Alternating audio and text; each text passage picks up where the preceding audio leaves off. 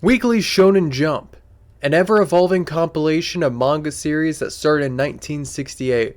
Given the time they've had, they've developed many games, including crossovers. Today we'll be focusing on the crossover jump game Jumpstars Victory vs. Plus. Originally made for the PS3 and Vita in Japan in 2014 and re-released with an American PS3, PS4, and Vita Plus edition in 2015, Jumpstars is an arena fighting game with its own story mode, fight trail mode, and American added arcade mode. This game features famous titles from both battle and support characters that you can't find anywhere else, such as Deep Breath, sorry if I mispronounce, Assassination Classroom, Reborn, Gintama, Kuroko's Basketball, Park Police Station, aka Kochikame, That Disastrous Life of Saiki K, Sakigake Otokojuku, Hell Teacher Nube, JoJo's Bizarre Adventure, Sket Dance, Saint Seiya, Chin Yuki, D Gray Man, Such a Lucky Man, To Love Ru, Toriko, Dr. Slump, Dragon Ball Z, Naruto Shippuden, Nisekoi, Haikyuu, Hunter x Hunter, Fu Blows the Jaguar, Bleach, Beelzebub, Fist of the North Star, Bo, Neuro, Supernatural Detective, Medaka Box, Yu Yu Hakusho, Rorinari Kenshin, and One Piece. This game's most outgoing feature is its story/J adventure mode. It features 4 clashing storylines of Luffy's dynamic arc, Naruto's hope arc, Toriko's investigation arc, and Ichigo's pursuit arc. Each arc has its own 3 crew members and interacts with the world in its own way, with all 4 captains trying to win this jump tournament. As we boot up the story, you can see that it mainly focuses on that storybook trope, because there's a lot of narration that goes on throughout the story, for good reason. In it, you sail on your ship trying to figure out where you are and why, eventually finding out that your neighborhood Dragon Ball Z cat, Korin, started this tournament. So now you must find parts to fly your ship and break new barriers, and help out people in side quests. There's a whole twist to the story that comes later on, including a villain, but you're going to have to play to find out. Once you're a bit into the story mode and earn some money, you can head over to the shop and buy the most essential thing, battle and support characters. Battle characters are your main fighters you can both play as and use as damaging support. Support characters are people you just use as a support. They focus more on stunning, distracting, and other forms of strategy, opposed to just dealing damage. Lastly, you have the store, where you can purchase things that will help you either customize your card deck, we'll get to that later, or help you advance the story easier. To address the elephant in the room, yes, you must buy most characters here in order to unlock them to play elsewhere in the game. So yes, that does force you to play the story if you want to enjoy the rest of the game. However, the story has a lot of work put into it, so don't knock it till you try it. As previously mentioned, this game does include a card system.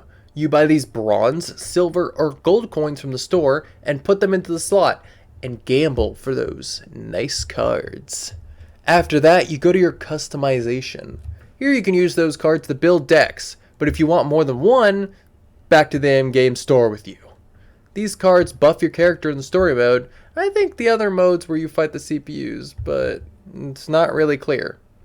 Basically, you select your card, which has a buff and a debuff, and sometimes you get a link, which takes away those 3 cards' debuffs. So that's awesome. Do note that there is no way to tell what to link. So if you want to know, you're going to have to go online. Next on the chopping block is my favorite part of the game, Victory Road. This is a mode filled with popular places from notable titles in the game, like the Hidden Leaf Village from Naruto or Penguin Village from Dr. Slump. I completed this in the Japanese version, so I did not feel inclined to do it here, so there are a good couple more areas that you cannot see. Each area has multiple paths with battles that sometimes have a variety of challenges, and once you complete each path, you can freely select what challenge you want to go to next. Alongside that incentive for replayability is the fact that you can select any characters for your team as long as they're unlocked. So you can experiment with another team, feel they may beat a challenge easier, or you just want to have fun. Now, glazing over the free and online battle modes is the plus part that Americans got. the arcade mode. This, admittedly, is my least favorite of the bunch. Here, you select your own team and simply go through a variety of battle courses with a strict time limit. Why is this bad? Well, a lot of characters, like the ones on this current team, hit a lot for a normal amount of damage. Especially the gag characters like Bobobo with his whipping nose hairs that last 3 minutes, where everything you do takes a while. This wastes a great amount of time, which only lowers your score. You could ask, why not just use super powerful characters to make this more fun? Well, you could, and there are many super powerful characters, like Yusuke with his spirit gun, but most courses have gag characters also opposing you at some point, which you cannot change. They waste time more than you ever could, with them spamming combos that just take up a ton of time and barely do any damage to you, so you still win in the end. This makes some scores feel impossible unless you're careful, so either you get a low score or you fail that course. So with everything being so tense where you have to be careful, what's the fun in it? Last but not least, I wanted to prevent a showcase of the gameplay. So, enjoy! Hey, you pill poppers. Today, this is the showcase for the Jump Stars video. So, I wanted to outline the fight before I went into it. I chose characters specifically that you cannot find almost anywhere. Something that might give an incentive for people to play this game. I am Suna from the amazing old anime Reborn. And to my right is Psyche, which if you remember from my previous video, Psyche K, The Disastrous Life of Psyche K. And my support character, I actually chose as Kuroko from Kuroko's Basketball, which, oh god, amazing manga and anime, by the way. Highly recommend it, even if you don't like sports mangas. They do have Haikyuu in this game, by the way. If you don't know who that is, volleyball. It's amazing, but he is the support character. On the opposing team, we have Lucky Man, from that Lucky Man one I mentioned in the gallery. We have Beelzebub, which is one of those gag mangas I mentioned in the Psyche video. Beelzebub and, well, Baby Beel. And Oga, which is the guy who takes care of him. And his support character is Alan from a very popular anime that I need to read and watch, D. Gray Man. So, yeah. We have a selection of arenas to start from. We can go Yoshiwara Paradise. Don't remember what that's from. Kamari Police Station. That's going to be from the police manga. Tenrai Yusin Tojo. That's from one with a guy with the bandage head. He basically, very tough school. Temple of Athena, Saint Seiya. Vegetable Sky, Toriko, love it. Penguin Village, Dr. Slump. Planet Namek, Dragon Ball Z. Which, if you know what's funny, got Penguin Village, Planet Namek, two Toriyamas right after each other. Hidden Leaf Village from Naruto. Soul Society from Bleach. Dark Tournament Stadium from Yu Yu Hakusho. Inferno Craigs from Rurouni Kenshin. And One Piece's Alabasta. So let's go to let's go Dark Tournament Stadium. Let's go Yu Yu Hakusho Classic. I love the Hitman and the battle music, so let's do that. Sometimes it'll default to your character. So like the Hitman, Suna. Time limit, we're going to set to unlimited. So, alright, let's get into the fight. A lot of the time they will have these... Does Joseph appear? Oh, part 2. Wait, what? Joseph Joestar. Yeah, that's part 2. What? I feel like I'm being stupid. Yeah, so there's these openings. I'll let them play out. But yeah, maybe I just rushed it. I'm a little tired from work. But they do have those little quizzes between stuff and at the start, which is amazing. So it made me look bad. Traditionally, it is 2-on-2. You can play 1-on-1. It's possible. I need to remember the controls. Okay. It also relies on a stamina system. Suna has a max at like just 1 bar. And also, but people like, Ichigo, for example, can slowly charge up his 2nd bar with a mask. Which, if anyone likes that form of Ichigo, oh yeah, X-Burner.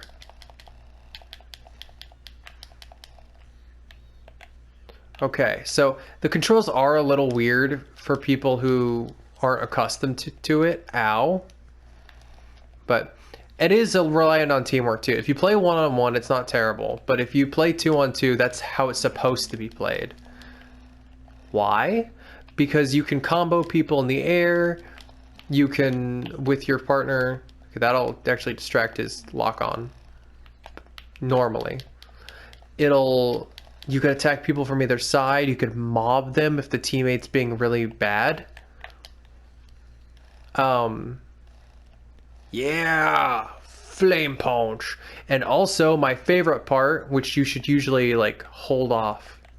Okay, thanks, Reborn. Is this. Because it'll also help you recover. That's why you should let that bar go down. Victory Burst. This is where you can use your ultimate. The only drawback is that if you both use the bar, you can use it twice if you're smart with the time. Oh, Primo attack. Now Psyche, if he's going to use it... Oh yeah, he could fly. Psyche, if he's going to use it, he got to use it quick. Oh, didn't use it. Okay. I didn't want to take it because I wanted to maybe let you see it. Thing you got to remember is, yeah, watch both sides. That's might be something people don't like. Everyone has their own unique attributes, as I said. Suna can quickly recharge, which is not normal. You have to hit the lock-on button to change instead of use the look stick or right stick. Yeah, generally there's a lot of like specific anime and strategy stuff. And I'm not using all my moves, by the way. Like you can block and then... Oh god, no, Alan, what are you doing? Stop helping your teammates. But yeah, generally you have a lot of strategy. So something I wasn't using... Oh yeah. Oh god. It's whoever's winning, like pendulum-wise, is X-Burner, which is a defense. And my other one, which carries him far away, which I don't want to be hit by this. Please block it. Please block it. No. Okay. And yes, ooh, grab.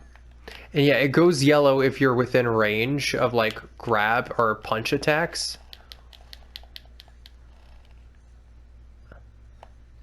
And I genuinely love that. Oh no.